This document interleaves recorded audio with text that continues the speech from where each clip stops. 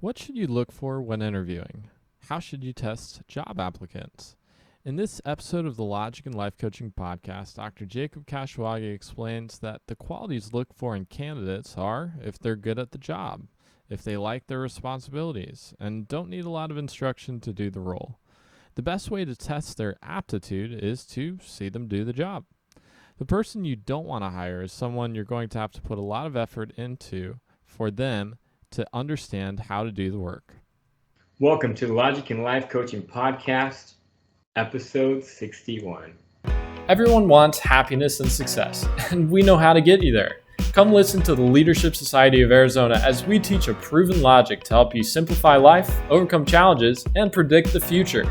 You're listening to the Logic and Life Coaching Podcast.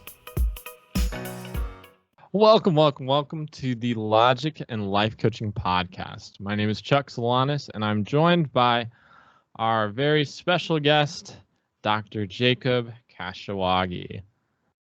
Hi again, Chuck. Hi. So, today we're going to talk about a kind of a follow-up to the last podcast as well, which is about how you shouldn't hire someone to develop them. And so what I mean by this is that when you're in a company and you're hiring someone for like their innovation ability, say for example, like, oh, you know, this person's a creative, but they don't have a whole lot of experience in that role, but you think that they could be good.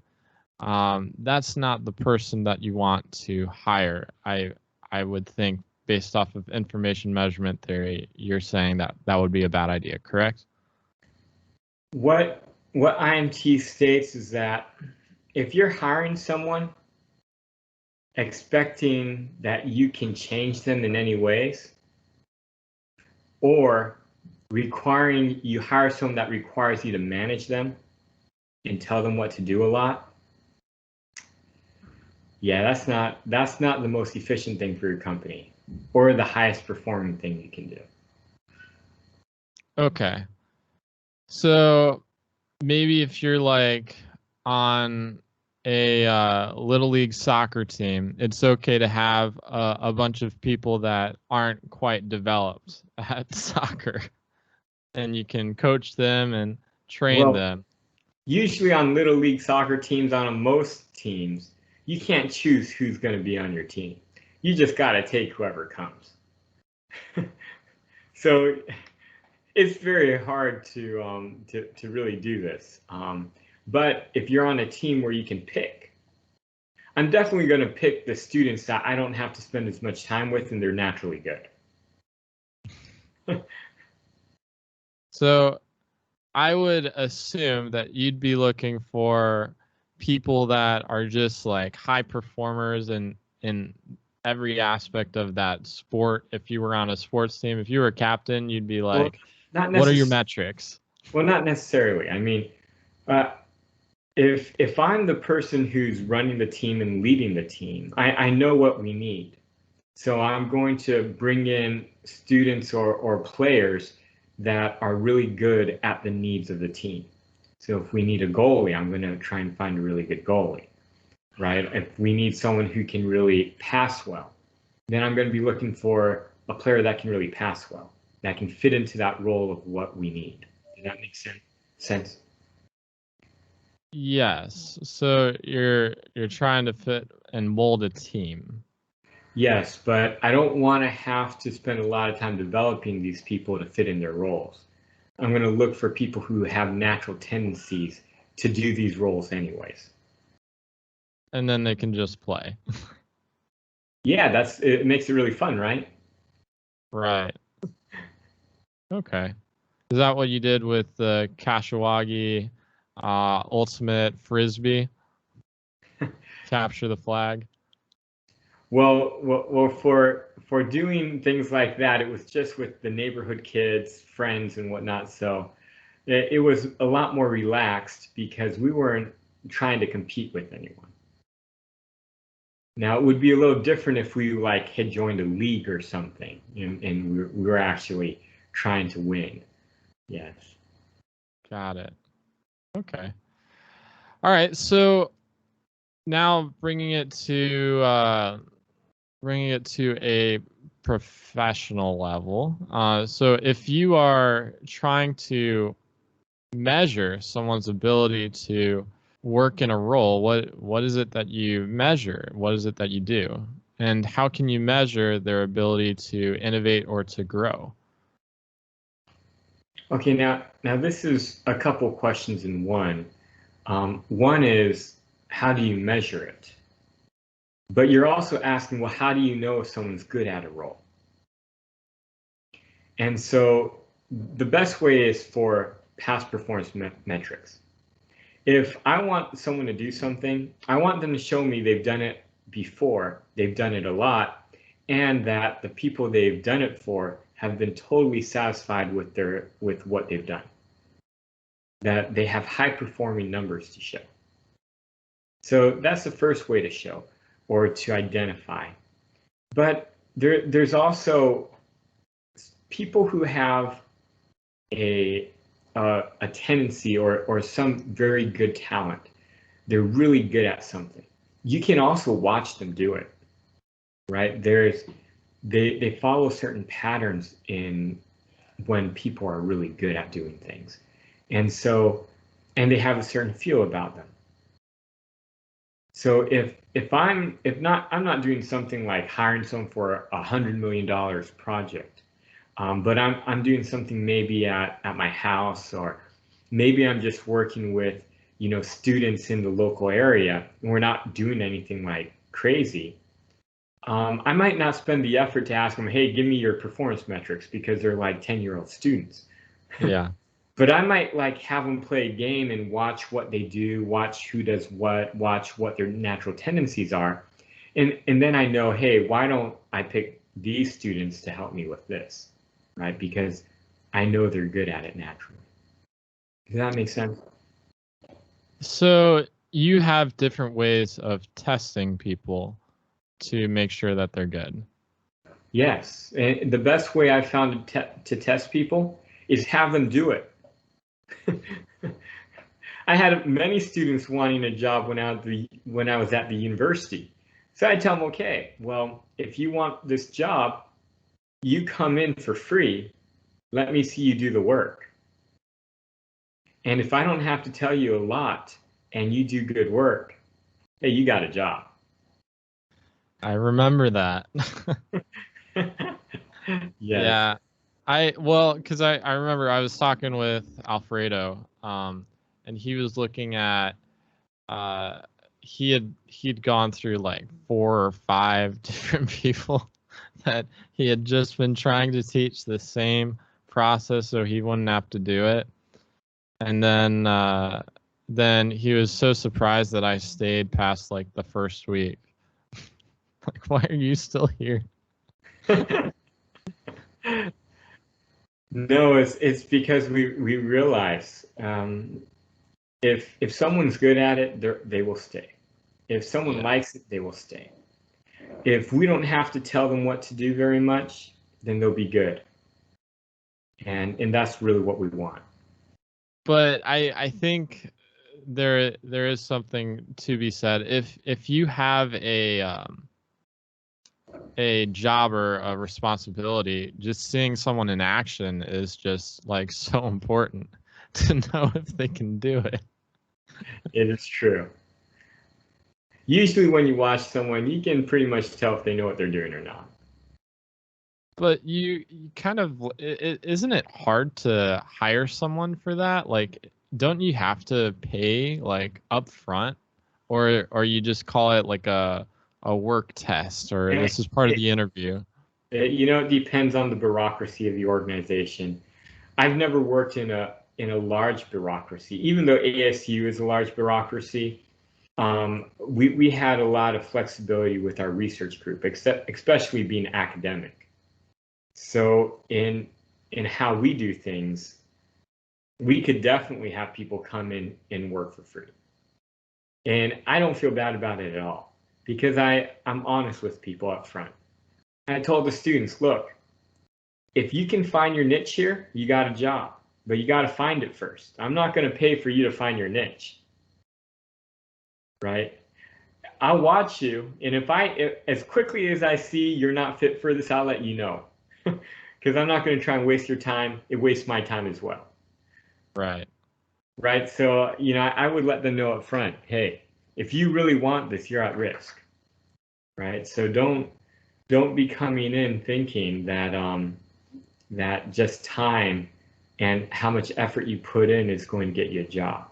You got to have something of value. Yeah. Do you think that people would hire better if they would just do something like that, where they do like a work test like that? Well, part of the issue is some people don't have the luxury of doing that. I mean, there's so many people who want that job. If they just say, hey, everyone can come in, it's going to be too much effort and work for them. So, as you get into large organizations and organizations that are very popular, organizations that don't have time to waste, right? I had the ability to bring in 5 students, and if 4 of them didn't work out, it wasn't any sweat off my back. We had an efficient process, but for some, they have to go through a lot more hoops and spend a lot more time administratively, so they don't have that luxury. They also might have deadlines. So if they bring in the wrong person once, then it might really cause them issues. So it just depends on the situation. All right, so let's talk about innovation. How can you measure innovation? You can't measure innovation. But innovation is basically just someone's ability of taking something that's there and putting it in a new way. And you can definitely identify if people have done that in the past. You'll see that they actually did things in a new way. Right.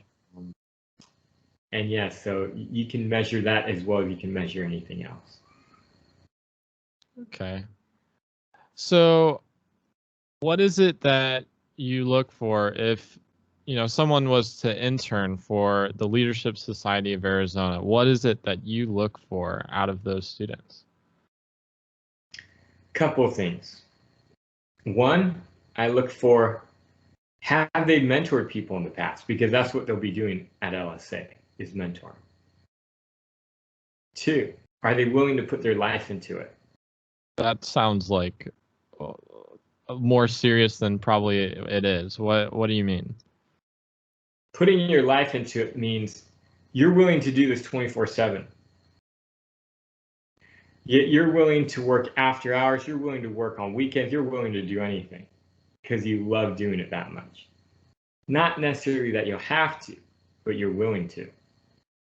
That you will shape your life around this, right? Because if someone's really good and has a natural tendency for something, they want to shape their life around it. And that's what it requires, to be honest, to be really good. And we can only really hire really, really good coaches who are going to live it, who's going to love it, who's going to do it all the time. Yeah. And so really it's, hey, are they willing to do that? Third thing is, do they want to hear and understand? So when they come in, I just let them go. And if they never ask why, if they never try to figure it out, then I realize where they're at. You let them go? What does that mean? I just let them do whatever. They come in, I just let them do whatever. And I just watch them. That's what I look for. I watch what they do, what they ask. Interesting. Okay. So you are expecting them to ask questions and try and figure out what it is that they want to do or how they can help. I'm expecting them to ask the right questions. And only you know the right questions.